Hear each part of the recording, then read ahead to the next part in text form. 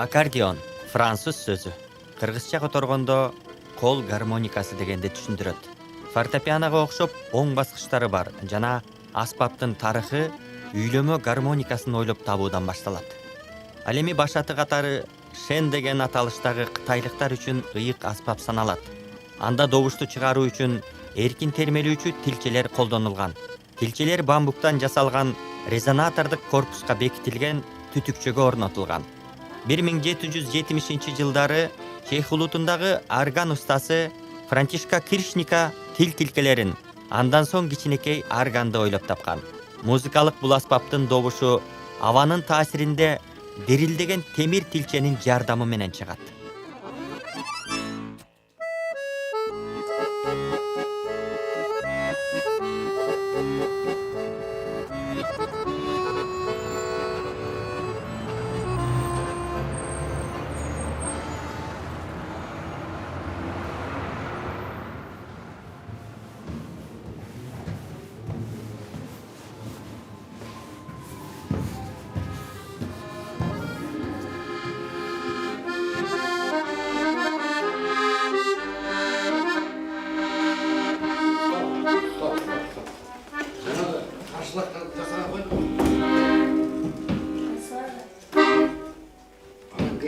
Точно попадание болбой калды.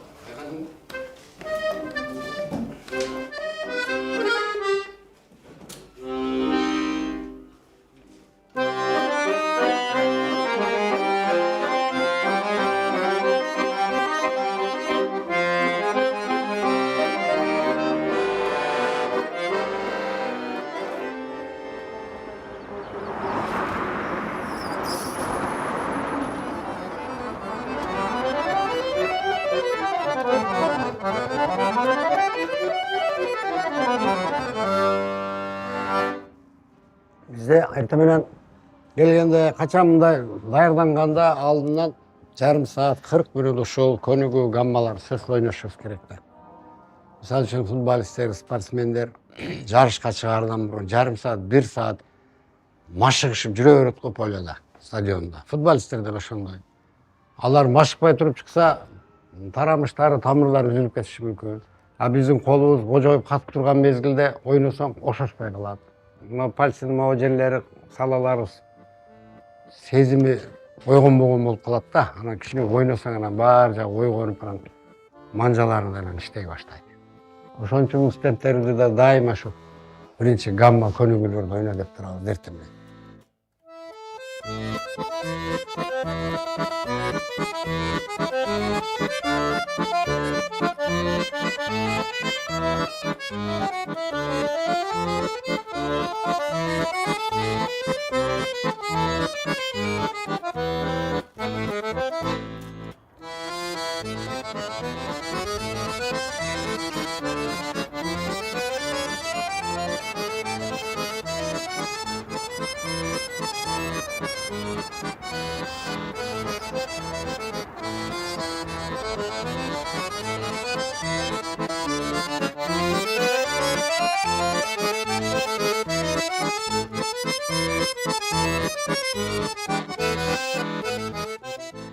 Аккордеон бул Кыргыз элинде согуштан кийинки жылдары келип калганда, ошол жылдары башка улуттун адамдары ойноп, анан Кыргыз элине ушул аспап аябай жагып калган го дейм да. Комуз, кыяк, чоор, чопо-чоор, сыбызгы, анан келип туруп аккордеон бизге кандай десем, элдик аспап болуп калды да. Ар бир экинчи, үчүнчү адам ойнойт азыр. Себеби дегенде мунун ушу добуш аябай когут чыгат да. Анан айтып калам ушу Кыргыз эли угуу сезими аябай күчтүү экен деп эсептейм да мен. Болбосо канча толгон токой аспаптар бар. Келип ушул аккордеонго көбүбүз жабышып ойноп калдык. Канча алып кеттиң? Экинчи час. Хорошо. 3, 4. Бала кезибизден телевизордон көрүп, Ысқабыл Кадыровдун ойногон, Мама Томоров, Түгөлбай Казаковдор ойноп жүрдү. Ошолорду угуп көрүп эле умтулуп, өзгөндө музыкалык мектепке барып 6 классында окуп калгам. Ошол жерге кирип 5 жыл окуп, 77-жылы бүтүп анан могу жерге келип тапшырып, ушул жерде мен уланттым окуумду. Анан башка орус улутундагы, украин улутундагы, немис улутундагы мугалимдер иштечү. Аябай күчтүү мугалимдер. Ошолордон сабак алып калдык.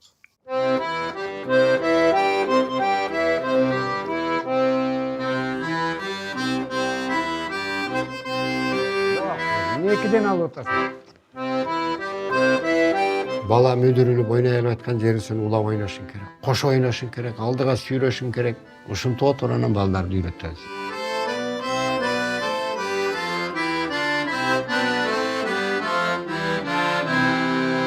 Азыр эми аккордеонго болгон балдардын кызыгуусу дагы аябай дагы көбөйүп кетти.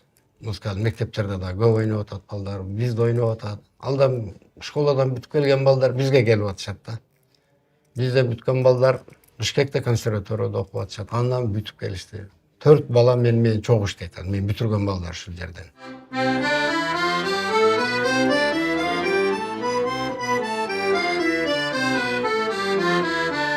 Ой, эми туура, стоп. Азыр менин 2 балам Якутияда окуп атат. Бирөө 2-курста, бирөө 1-курста. Ошол жакта ушул кадимки азыр современный заманбап ошол выборный аккордеондо ойноп атышат азыр. Концерттерге чыгып. Эми бизге дагы келип отуруп, эми ошол системаны киргизейин деген оюбуз бар да. Бул жактан мелодияны алып ойносоң, бул жактан да ошол 2-3 голосун терип ойногон аябай ыңгайлуу да. Анан ошол 2 баланы ошол жакта окутуп атабыз азыр эми. Аларда эми условиялары, шарт аябай жакшы экен. Бирөөсүнө 1,5 миллионго рубльге аккордеон алып берди, окуу жайы. Быйыл 1-курска бир балам бүтүп барды. Ага 550 миң алып берди. Алар бүтүп келсе, бири Бишкек иштеп калса, бири бияка келип калса, ошо системаны биз киргизебиз да. Кийинки муундарга биз ошо выборный аккордеонду киргизип ойнотуп койсок, дагы бир жакшы ийгиликтер жаралат деген ойдобуз да. Азыр дүйнөлүк немелерде, конкурстарда ошо выборный аккордеон менен ойногондор утуп кетип атат да.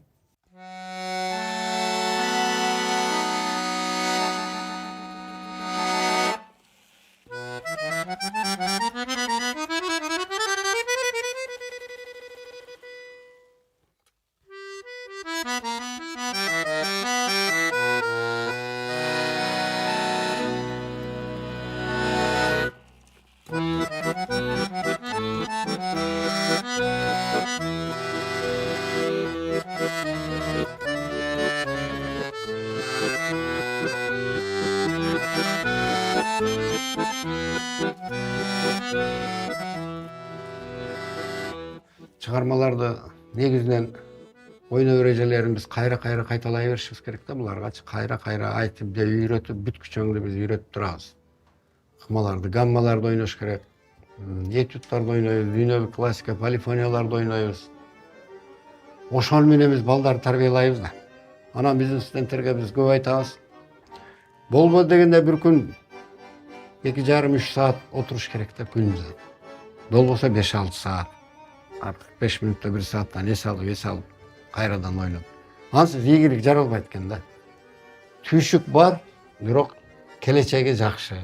Балдарың жакшы бүтсө, сен о 4 жыл, 5 жыл кыйналган мээнетиңди, кыйынчылыктарды унутуп эле каласың. Себеби ал балдарың башка жогорку окуу жайларга тапшырып, конкурстарда ойноп, чоң приздерди алып утуп турса, жүрөгүң жылып, сүйүнүп, мына мен өстүрүп койгон мен музыкантым, шакиртим деп сүйүнөсүң.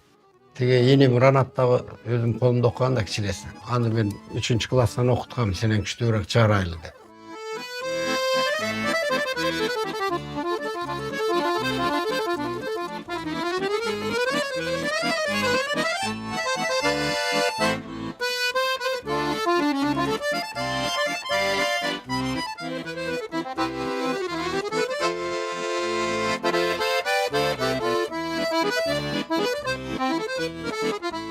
Он 19-кылымдын башында Кристиан Бушман аттуу берлиндик уста музыкалык аспаптарды күйгө келтирүүнү жеңилдетүү үчүн тилче камертондорду иштеп чыккан. Ал темир тилче орнотулган кичинекей куту болгон. Камертондордун ар бири белгилүү бир тонго карата күүлөнүп, абанын таасиринде добуш чыгарган. Кийинчерээк ал камертондорду бириктирип, жаңы музыкалык аспап үйлөмө гармоникасын түзгөн. Уста муну менен гана токтоп калбастан камертонун өнүктүрө берген. 1877 жылы Бушмандын камертонуна окшоштурулуп жасалган Иолина деп аталган аспап балдар оюнчугу катарында Англияга алып келинген.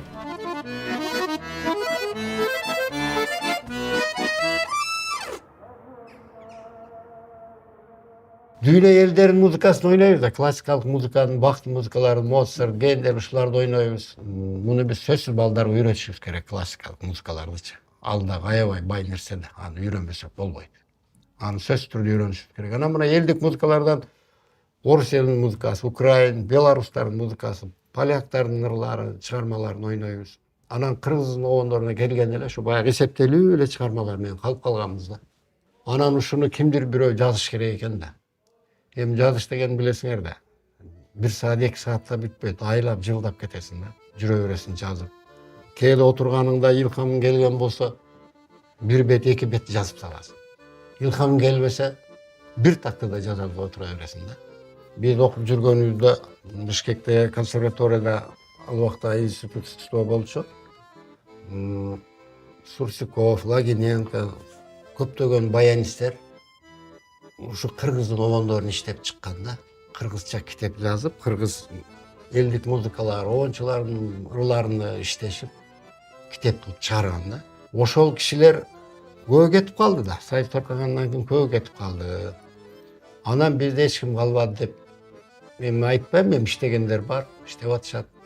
Анан мен ушул жерде окуп жүргөн мезгилде эле ошондой обработка жасап, аккордеонго салып обондорду, кыргыздын обондорун иштегем келчү да. 82-83 жылы Кудай берген Темировдун бир Кыргызстан деген обон иштеп чыккан.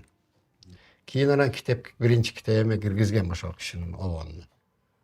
Анан бир обонду жазгандан кийин кызыгуулар кайра пайда болуп, обон жагып калса эле ошого отуруп каласың да. Анан Рыспай экебиздин обондоруна көп отуруп калдым. Жаздым, чыгардым.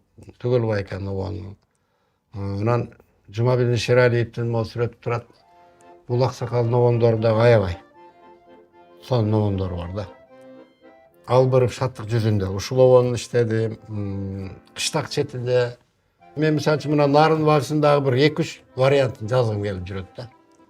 Бир эле вариант менен токтоп калбастан, биринчи вариант, экинчи, үчүнчү вариант деп ошондой кылып иштегим келип жүрөт.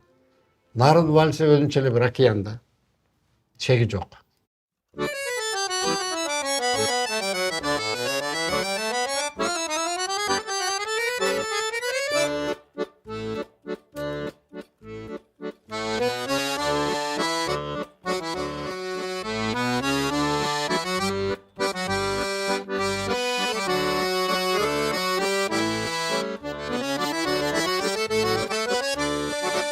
1829 жылы Иолина музыкалык аспабы белгилүү веналык орган устасы Кирилл Демиандын колуна тиет. Уста өзүнүн Вида жана Карл аттуу уулдары менен аспапты жакшыртып иштеп чыгып, 1829 жылы 25 майда бул музыкалык аспапты ойлоп тапкандыгы боюнча патент алып, аккордеон деп атаган. Ошентип аккордеон деп аталган жаңы музыкалык аспап пайда болгон.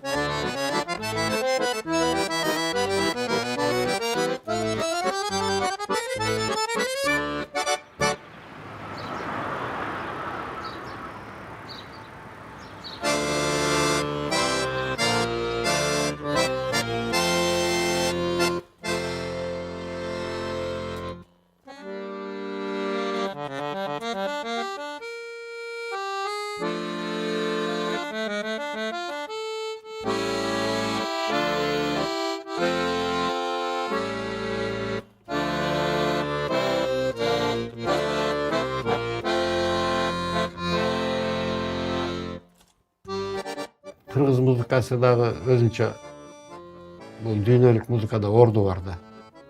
bizi muzikаны uqqan adam jüregi eljireydi. Komuzu, kıyakты oynaganda dünya eli ilaganlarında gördük ki uğup alışıp. Şunçalık son doğuşlar çıkarады. Akordeon bilen çıkkan oyuncu Kırgızda köp da aябай. Ana bunu hem ordu çoğun bolup atpayбы. Koşkon salım aябай çoğun. Bu akordeon bilen oyunu ırdap kança ol bir toğundur çıkıp ketdi. Kança degen oğundur çıkıp. Eldik murunku mına o zalkalı oyuncular kosa bu eldik oğundurga tayanıp жазылган. Ошон үчүн Кыргыз музыкасына аккордеону кошкон салым аябай чоң да.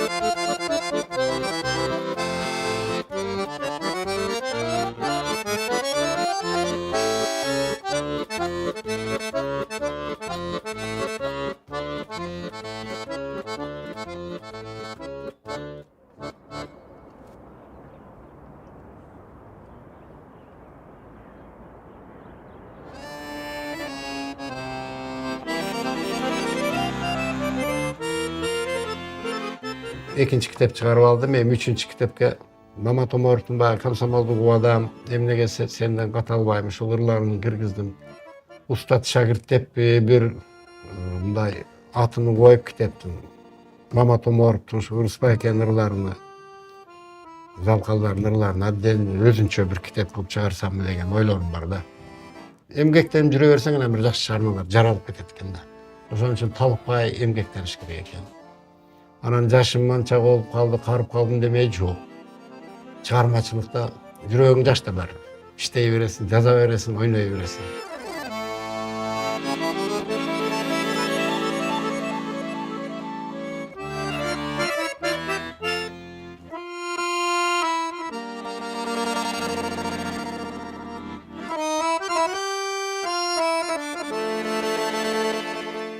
Жел менен болгон үчүн муну жел кыяк деп койсун эле болот да. Мен ошону Бишкектен угуп келип, ыраазы болдум жел кыяк. Жел менен иштеп атпайбы.